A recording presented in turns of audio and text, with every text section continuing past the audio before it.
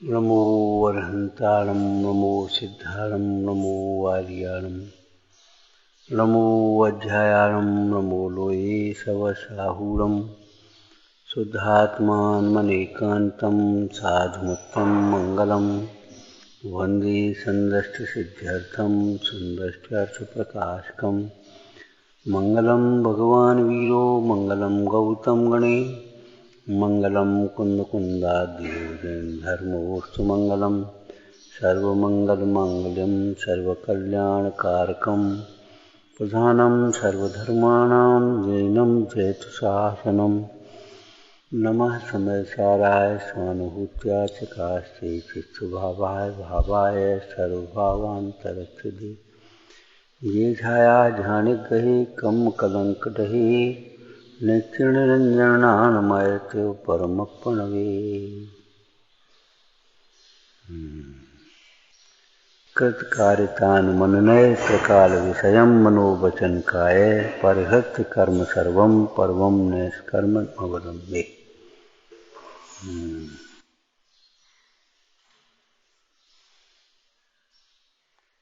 निष्कर्म स्वरूप कैसा है? निष्कर्म स्वरूप जिसमें कर्म का प्रागेव पहले से ही अभाव है, जो न कर्म के द्वारा किया जाता है और न कर्म को करता है। निष्कर्म स्वरूप कैसा है? न जो कर्म के द्वारा किया जाता है और न जो कर्म को करता है, ऐसा परम निष्कर्म स्वरूप।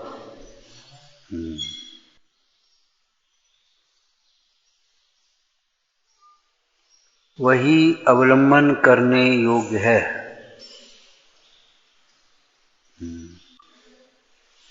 क्यों?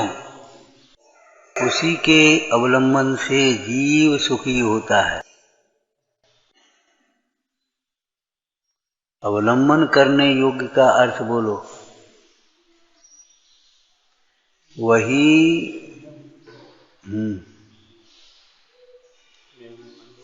हाँ, बहुत सुंदर। वही अपना कहने लायक है, अपना मानने लायक है, वही मैं हूं ऐसा अनुभवने लायक।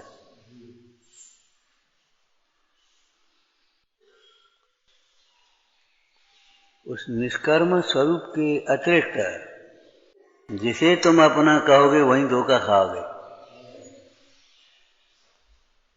वही अवलंबन करने में वह निष्कर्म स्वरूप आत्मा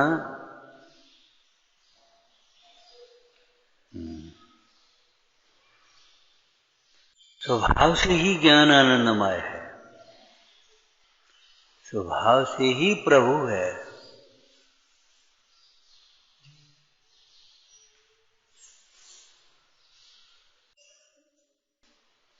वह आत्मस्वरूप जब स्वभाव से प्रभु है तो उसमें अपनत्व करने वाले को प्रभुता क्यों नहीं मिलेगी? दृष्टांत, जो राजा है उसे वरण करने वाले महारानी कैसे नहीं होगी?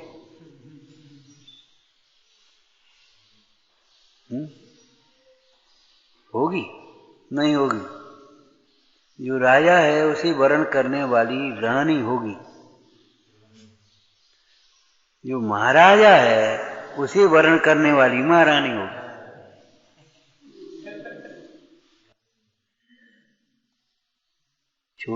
छोटा राजा हो, एक ग्रामपति जो हो, उसको वरण करने वाली विचार करो, छखंड की साम्राज्ञी कैसे होगी?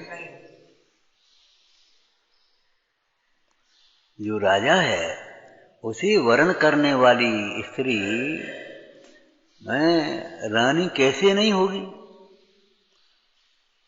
जो पर है उसे वरण करने वाली स्त्री, उसमें रमने वाली स्त्री व्यभिचारिणी कैसे नहीं होगी? निंद कैसे नहीं होगी?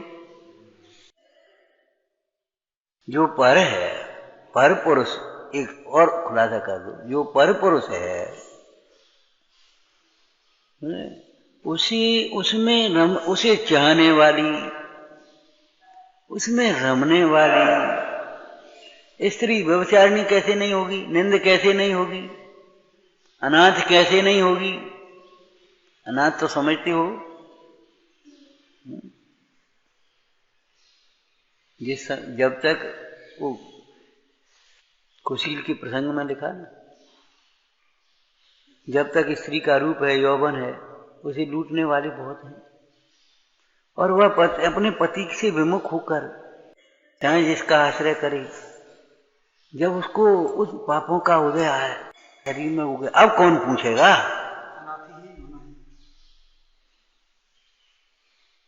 जो पर है, पर पुरुष है, उसे चाहने वाली, उसमें रमने वाली स्त्री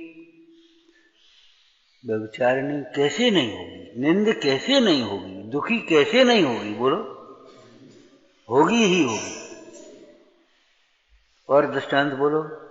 जो परद्रव्य है, उसे अपना मानने वाला, उसे चुराने वाला, उसे भोगने वाला व्यक्ति चोर कैसे नहीं होगा? अपराधी कैसे नहीं होगा? पराई जमीन हो चाहे पराई की वस्तु हो, उस पराई वस्तु को चुरा लेने वाला, अपना मान लेने वाला, उस पर लौकिक भाषा में कहें तो कब्जा कर लेने वाला, अधिकार समझने वाला अपराधी कैसे नहीं होगा?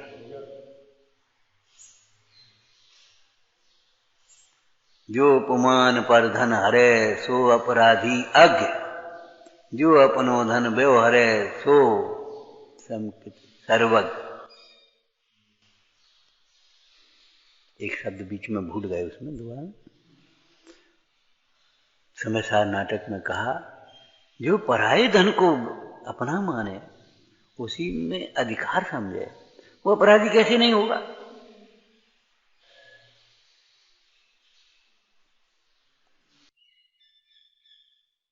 इसी प्रकार जो मैं नहीं है, जो अपना नहीं है, उसे अपना मानने वाला जीव दुखी कैसे नहीं होगा? निंद कैसे नहीं होगा? भटकेगा कैसे नहीं? क्यों नहीं भटकेगा? भटकेगा।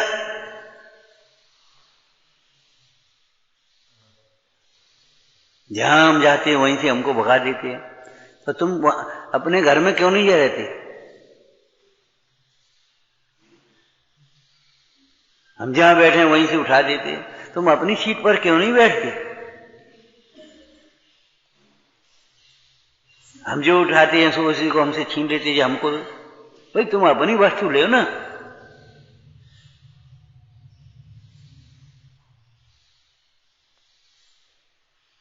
वह निष्कर्म स्वरूप आत्मा जो न कर्म के द्वारा किया जाता है और न कर्म को करता है। अज्ञान दशा में जीव ही कर्म को करता है, वो अलग बात है। यहाँ स्वभाव की चर्चा है।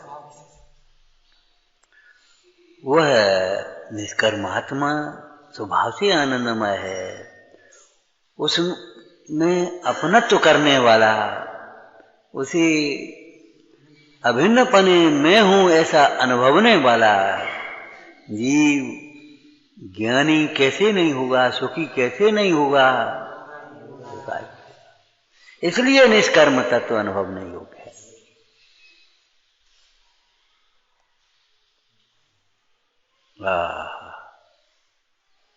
बीमारी में कड़वी दवाई क्यों पीने लायक? यही हमारे रोग का निवारण करने वाला है, यही हमें स्वास्थ्य करने वाली है। लड्डू क्यों नहीं खाने लायक? जो अच्छा लगता है सो नहीं खाने लायक, क्योंकि वह हमारे रोग को बढ़ाने वाला है।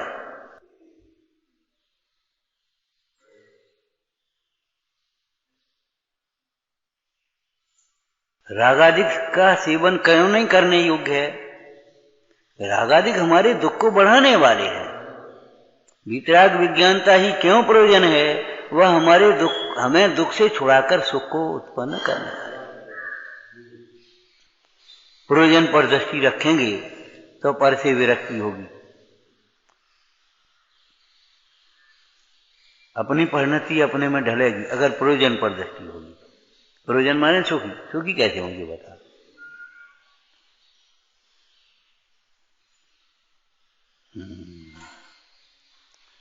परमार्थ निष्कर्म स्वरूप आत्मा ही अवलंबन करने योग्य है।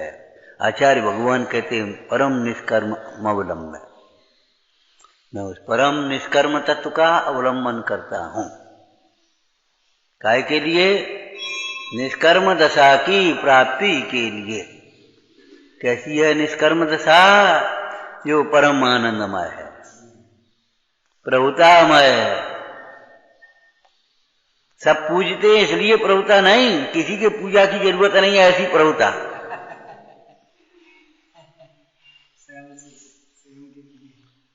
जो उन्हें पूजते हैं ये उनका विवेक है, उससे इनकी प्रभुता नहीं है।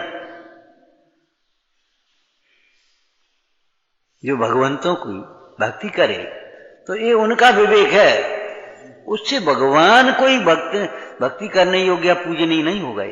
वे तो अपने गुणों से पूजनीय है।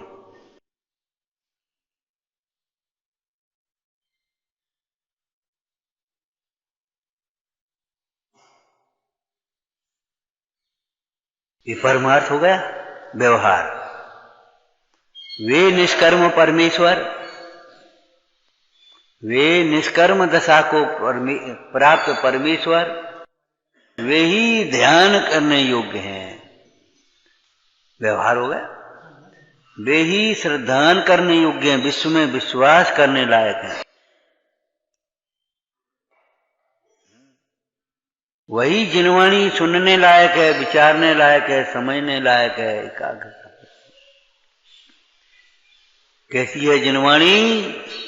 जो परम निष्कर्म तत्व को बताती है।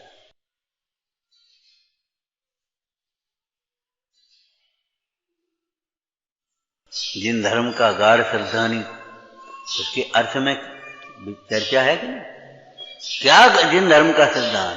एक जिन धर्म ही हमें समस्त दुखों से मुक्त करने में, छुड़ाने में समर्थ है। और ये जिन धर्म हमें समस्त दुखों से छुड़ाने में समर्थ है, इसलिए किसी अन्य दुखों से बचने के लिए भी किसी अन्य की अवलंबन नहीं।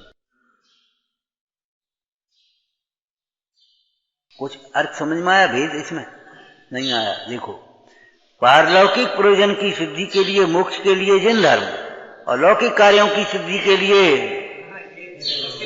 हाँ, उसके लिए भी जिन धर्म।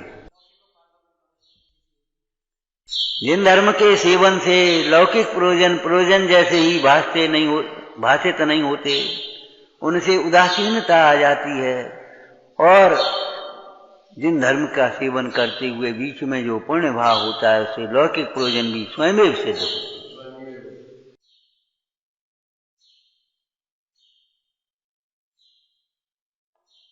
पहले नंबर पर ये लाने, और वह धर्म कठिन नहीं है, वह हमारा स्वभाव ही है। वह धर्म वस्तु का स्वभाव ही है। वह कृत्रिम नहीं है, स्वाभाविक है, ओरिजिनल, नकली नहीं है, कृत्रिम नहीं है। वह जिन धर्म कोई देह की क्रिया या कुल की क्रिया नहीं है, कुलाचार नहीं है। कुल को आचारता है, मूर्ख धर्म कहें, पंडित धर्म कहें, वस्तु के स्वभाव। वह जिन धर्म कोई कुलाचार, कुल की क्रिया नहीं है, कुल से परंपरा से चली आई क्रिया। वह कोई देह की क्रिया नहीं है। वह कोई थोड़े से पराश्रित दुर्विकल्प नहीं है। उनका नाम धर्म नहीं है, वस्तु स्वभाव। अपने को आप रूप अनुभव करना, ये धर्म है। अपना स्वभाव धर्म त्रैकालिक धर्म हो गया, और जो दुख से छुड़ाता है वह आत्मा का अनुभवन करना, ये धर्म है। अपने को आप रूप अनुभवना।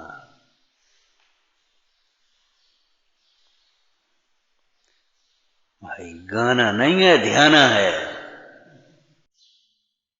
गाना नहीं है, ध्यान है। वह मात्र गेय नहीं है। गेय गा में गा पे एक ही माता, गेय माने गाने योग। वह ज्ञेय है, क्षेत्र ज्ञान, जानने योग्य है। वह श्रद्धेय है, श्रद्धा करने योग्य है। वह ध्येय है, वह है मात्र ज्ञेय नहीं, ज्ञेय भी वही है। क्या कहा? हाँ, नहीं नहीं, ज्ञेय भी वही है, गाने योग्य भी वही है। जब गाओ तो भी वही गा, सुनने योग्य भी वही है, सुनाने योग्य भी वही है, समझने योग्य भी वही है, विचारने का योग्य, व्यवहार लायक भी वही है।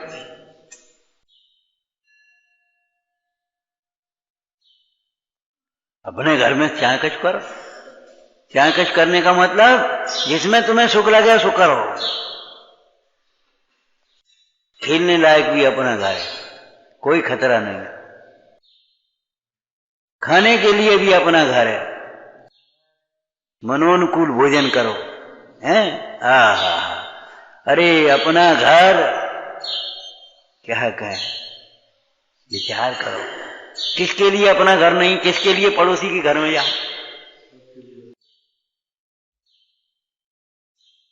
क्यों भाई? खाने के लिए अपना घर है और मलमूत्र विसर्जन के लिए दूसरे का घर है। नहीं नहीं, ऐसा नहीं है। नहाने के लिए भी अपना घर है, सोने के लिए भी अपना घर है, बैठने के लिए भी अपना घर है, धूप लेने के लिए भी अपना घर है, ऊपर चले आओ। छाया के लिए भी अपना घर है, नीचे चले आओ। सर्वार्थ सिद्धात्मतया विधत्ते। पूछने लायक भी शुद्धात्मा, समझने सुनाने लायक भी शुद्धात्मा, समझने लायक भी शुद्धात्मा, भाने लायक भी शुद्धात्मा, विश्वास लायक भी शुद्धात्मा, एकाग्र होकर के जानने लायक भी शुद्धात्मा, और रम जाने लायक भी।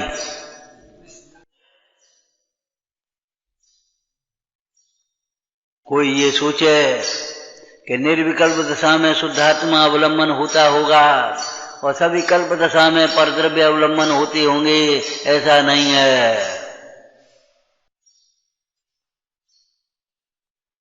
क्या बोलो? सविकल्प दशा में भी शुद्धात्मा ही अवलंबन होता है, वो परोक्ष रूप से होता है। किस तरह से?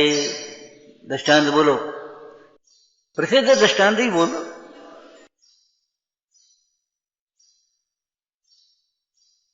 अरे प्रसिद्ध दृष्टांत तो स्त्री का है ना, परिणति स्त्री है, स्वभाव पति है। पति के संयोग काल में तो पति अवलंबन लायक है ही, पति के वियोग काल में भी पति ही अवलंबन लायक है। कैसे?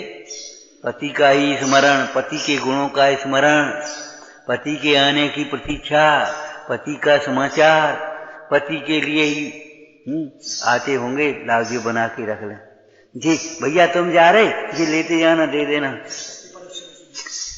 माने सारा समर्पण काय के लिए है उसका? उसी के फोटो को निहार रही है, उसी की तैयारी में लगी है, उसी की भावना। कवे आए? कहे बेटा कवे आए गए? बेटा से मतलब थोड़ी उसे। कहे भैया मिले थे, हाँ मिले तो थे, कचुकाई थी, कब आएंगे? कछु चिट्ठी विट्ठी गई, मतलब पति का समाचार।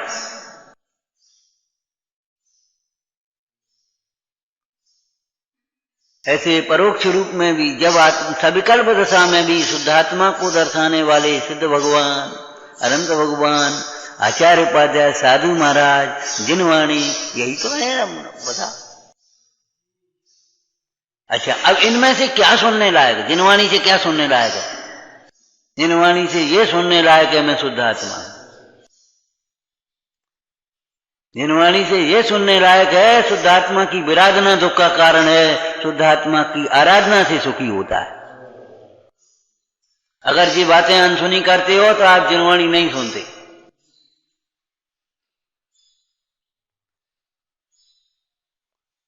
वह शुद्धात्मा विनय करने योग्य है। अगर नहीं सुनते तो अनसुनी कर रहे हो, बिल्कुल अनसुनी करते हो।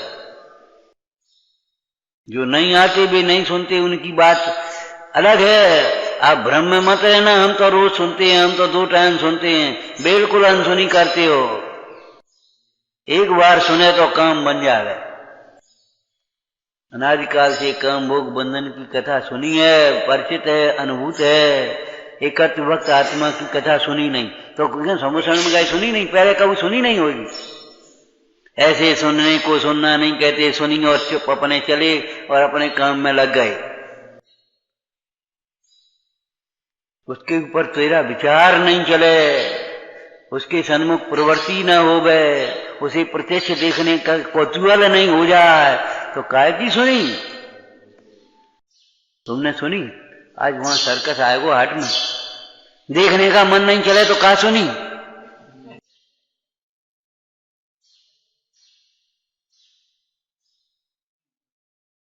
ये एडवर्टाइज काय को लगा रहे, सुनाए काय को सुना रहे?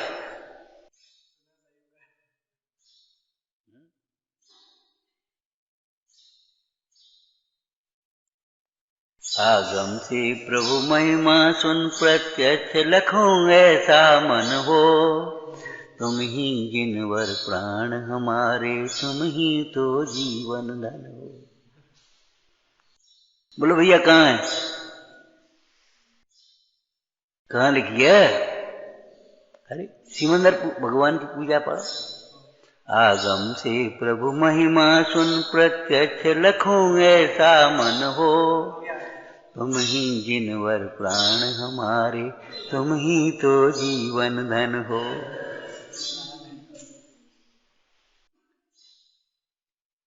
यहाँ भगवान नहीं है, अनंत है, समोषण नहीं है। यहाँ विदेश क्षेत्र में होती है। कहाँ है विदेश क्षेत्र?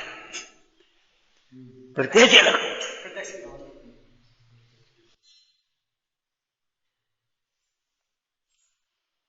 ऐसे ही शुद्धात्मा आगम से प्रभु महिमा सुन प्रत्यक्ष लखों ऐसा मन हो। तू कौतूहली सन, तुम्ही जिनवर प्राण हमारे, ये व्यवहार हो गया। अशुद्ध चैतन्य स्वरूप आत्मा प्राण हमारा निश्चय हो गया।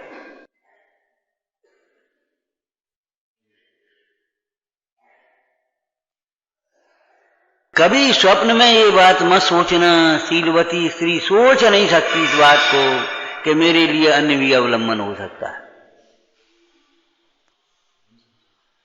सोच नहीं सकती, उसे मन में नहीं आ सकती कोई अन्य अवलंबन। उसे अगर कोई कहे भी यहाँ तुम बीमार दुखी, तुम्हें को पूछे वारो है, तुम पैसा नहीं है, घर कैसो कच्चो है, पहनने के लिए तुम्हारे ऐसे हैं, तुम्हें हाथ से काम करने पड़ता है, चलो राजा के पास, यहाँ चलो, और वह राजा तुमको भग जाए यहाँ से। ये सुनने लायक नहीं। हाँ, ऐसी पाप की वार्ता मत करो। स्वर्ग में मैं कल वृक्ष है, भोग भूमि है, नंदन मलाना है, ऐसी देवांगना है, ऐसी व्यक्ति शरीर, चुप बात मत करो। हाँ, ऐसी पाप की वार्ता हमें मत सुना। ये महाराज झूठी है। अरे झूठी की बात नहीं है। ये बम्बई चलोगे? ऐसे बढ़िया वो है वहां, का बोल देते हम जानते नहीं। हाँ, ऐसी पाप की वार्ता हमसे मत करो।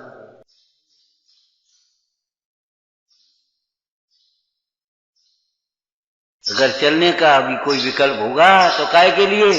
वहां सुंदर तीर्थ है, मंदिर है, बहुत सुंदर, साधर्मी हैं, बड़े जिज्ञासु हैं। अच्छा ठीक है, तो देखते हैं। वहां बड़ा जोहरी बाजार है, बहुत बड़ा चौबारी है, वहां इतने बड़े होटल हैं, इतने बड़े। अरे कहा है ऐसी पाप की वार्ता हम विषय कसा पाप है।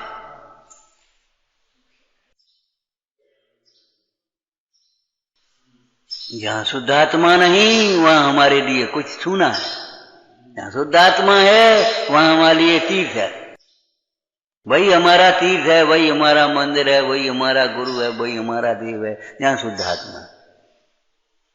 प्रभु आपने एक गायक बताया, गुरु आपने एक गायक बताया। वही गुरु, वही हमारा देव है, वही हमारा तीर्थ है।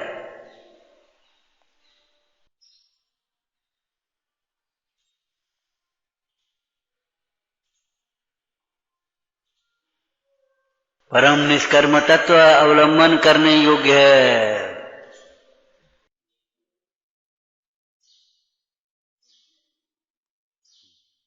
मात्र चिंतन करने योग्य ही नहीं, वह अवलंबन ही योग्य है। पंडित टोटामल जी के दृष्टांत से वरना वह शुद्धात्मा अनुभव रूपी अमृत पीने लायक है, केवल प्रशंसा लायक नहीं। कोड़ी को अमृत पान करे और वह प्रशंसा तो करे, बहुत बढ़िया अमृत है जब तुम लाए हो तो। और अमृत तो हमने पढ़ा है, पुस्तक में पढ़ा है, अमृत पीने से हम बुढ़ापा नहीं आता, रोग नहीं होते, अमर हो जाते हैं, मरण नहीं होता। जो अमृत पी लेता है, और साहब क्या करें, बड़े भाग्यवान को मिलता है, हर एक किसी को थोड़ी मिलता है। अरे मूड मिलता हुआ जो धरे से पी तो ले।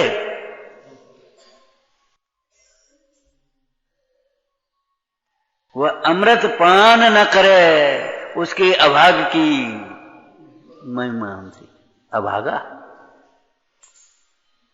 जो प्रशंसा भी नहीं करे, मुंह फेर ले, वह निंदा करे, वह तो महापापी है।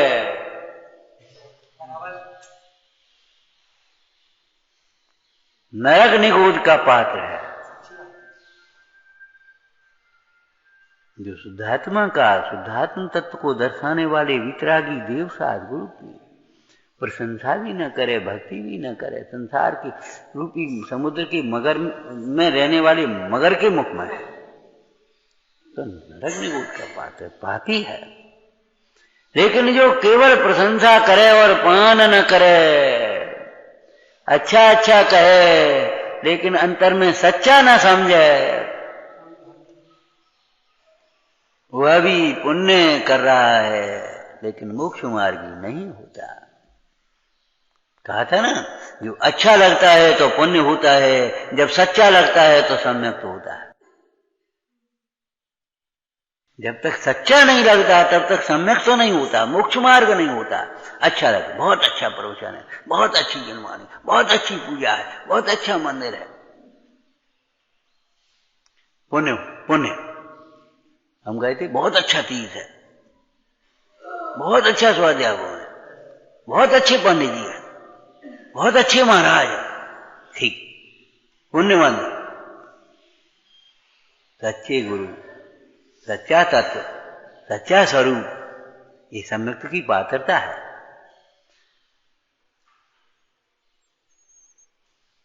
और स्वानुभव पूर्वक जब सच्चा भाषित होता है, सम्यक्त होता है। क्या कहा, निर्णय के बल से जब सच्चा भाषित होता है तब सम्यक्त का पात्र होता है, सम्यक्त के सन्मुख होता है। और जब स्वानुभव पूर्वक सच्चा भाषित होता है तब सम्यक्त ही होता है। जैसे सच्चा नहीं लगता, ऊपर ऊपर से हाँ अच्छा अच्छा ठीक है ठीक है ठीक है, अरे रे प्रभु नहीं, और केवल ऊपर ऊपर से करता है, भीतर तो भुन चलती है, वो तो मायाचारी है, पापी है। और उसमें से कुछ अच्छा है कुछ खराब है ऐसा करता है। अपने राग के अनुसार है सो अच्छा है, अपने शिष्टाचार के अनुसार है सो अच्छा है। ये पंडित जी अच्छे से कछु नहीं कहा।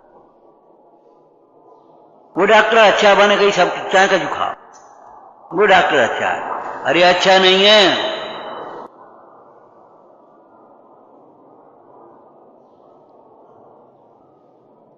तुझे होश है? शास्त्र का वचन बोलना, जो मुख से भला कहे और दोष न छुड़ाए सो गुरु भला नहीं। ताड़ना करके वो दोष छुड़ाए सो गुरु भला जानना चाहिए। जो ऐसे दवा करके भी पीव निकाल दे बस है पूरा ठीक है, वह वैद्य भला है। जो तुम्हारा मीठा मिष्ठान में रुचिकर भोजन भी छुड़ा करके तुम्हें स्वस्थ करे, वो वैद्य भला है। जो चाहे कुछ करो, चाहे कुछ खाओ पियो, और बस जरा सा रोक दवा, थोड़ी सी दवा देवे, थोड़ी देर को आराम मिल जाए, नशे की गोली दे देवे, नींद की गोली दे देवे, वह वैद्य भला नहीं है।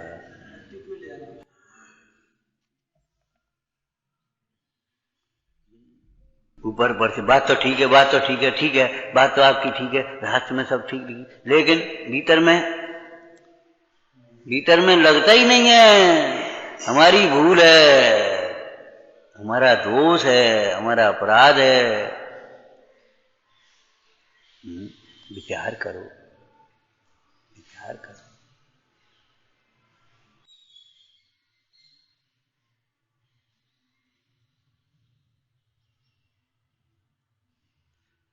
वह निष्कर्म तत्व ही अवलंबन करने योग्य है। पुण्य पाप अधिकार में से बोलो, इसका अर्थ पुण्य पाप अधिकार में से बोलो।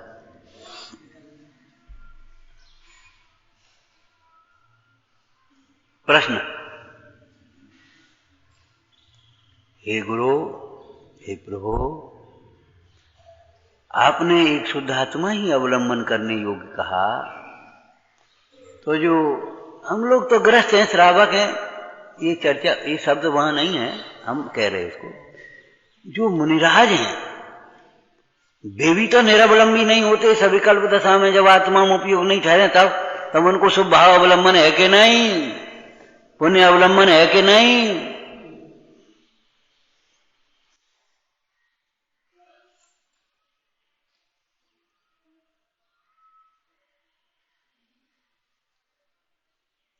प्रश्न आ गया कि नहीं आ गया? उत्तर, ज्ञान में स्थित होता हुआ ज्ञान को ज्ञान रूप अनुभवता हुआ ज्ञान ही उन योगी जनों को अवलंबन होता है।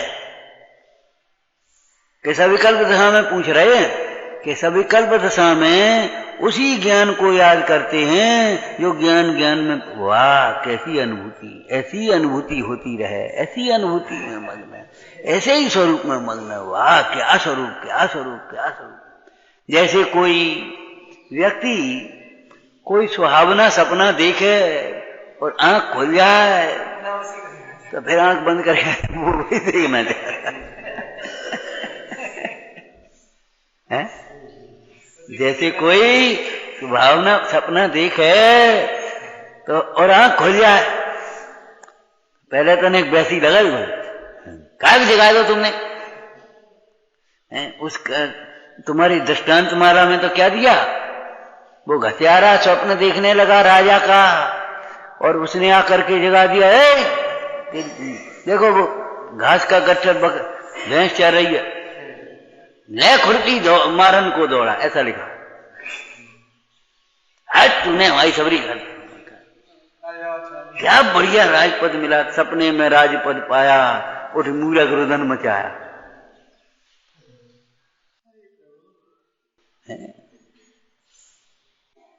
कोई वस्तु खावे ना भीतर और कभी कभी पाचन की कमजोरी से वो फिर मुंह में आ जाए, तुरंत जरा ऊपर निकला तो फिर उसी को चबा कर खा लेना चाहता है, थूकना नहीं चाहता है, ऐसा है।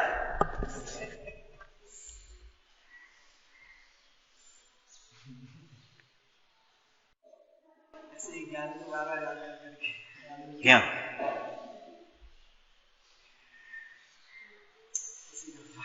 ये प्रैक्टिकल बात है व्यवहार की।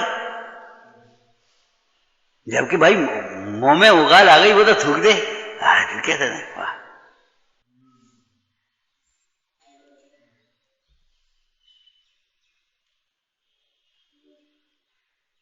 निकाल। ऐसे एक क्षण भी अपने स्वरूप से बाहर नहीं रहना चाहते, उसी का स्मरण करते हैं, उसी के लिए पुरुषार्थी होते हैं, उसी को भाते हैं। और जितना स्थूल हो तो जो उसमें रमते हैं उन्हीं को प्रशंसते हैं, उन्हीं की भक्ति करते हैं, उन्हीं की संगति करते हैं, उन्हीं को याद करते हैं। वे भी तो जीव है, भी कैसे स्वरूप में रमे है, तू क्यों नहीं रमता आत्मन? ऐसे अपने को संबोधन कर रहा है, धन्य है। जैसे कोई अपने बेटे को समझाता है, जैसे कोई माँ अपने बेटे को समझावे, ऐसे ये ज्ञानी अपनी परिणति को समझाते हैं। ये क्या होगा? ज्ञान की महाशरण को प्राप्त मुनिजन कहीं अशरण नहीं है। उन्हें ये बाहर के अवलंबनों की जरूरत नहीं है। तो लिखा तो है, करते प्रवृत्ति तो देखे जाते हैं। और देखो छोटा मत जी ने लिखा ना, क्या क्या लिखा? जब तक गीतराग ज्ञाता दृष्टा रूप परिणति न हो, निर्बंध परिणति न हो, तब तक प्रशस्त राग रूप प्रवर्तन करो। लिखा है कि नहीं लिखा? अरे तो प्रवर्तन करो, लेकिन उसी का अवलंबन करो जी। कहां लिखा है?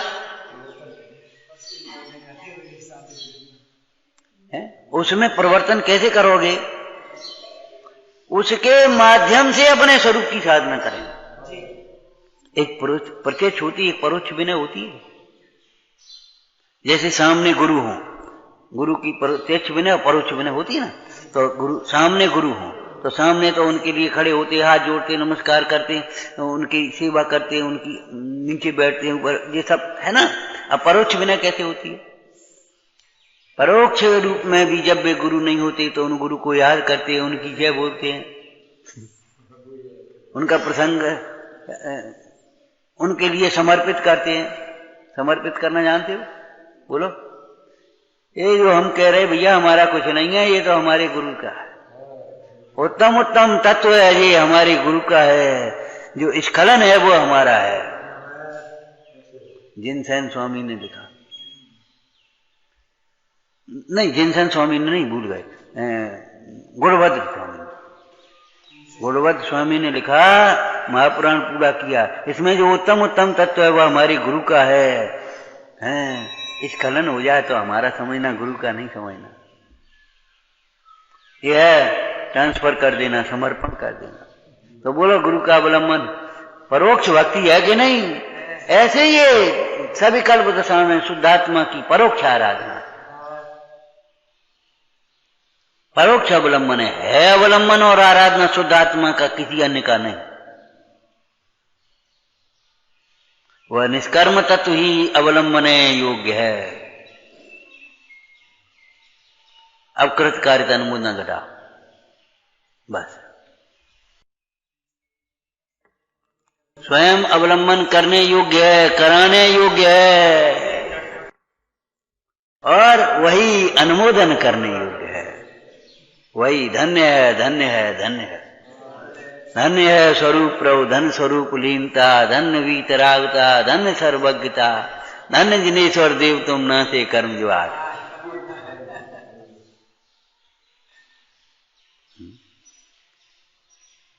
विचार करो, तुम्हें अच्छे हैं, भक्ष्य भोजन करने लायक है, बढ़िया शुद्ध भोजन करने लायक है, और बाल बच्चों को क्या अवच खिलाने लायक है? क्यों?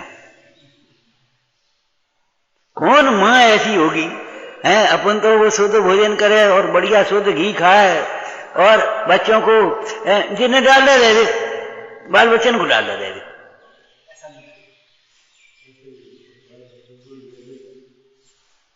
क्यों? कोई माँ ऐसा करे? कैसे करे? कैसे कर पाएगी? नहीं कर पाएगी। इन्हें चाहिए है। अपन तो जमीन पर पड़ा हुआ उठा के नहीं खाएंगे, और बच्चों को जमीन, तू खा ले, नहीं नहीं ए बेटा, जमीन का नहीं खाते। तो शुद्धात्मा ही अवलंबन करने योग्य है, शुद्धात्मा ही अवलंबन कराने योग्य है, शुद्धात्मा अनुमोदना करने योग्य। परम निष्कर्म अवलंबे।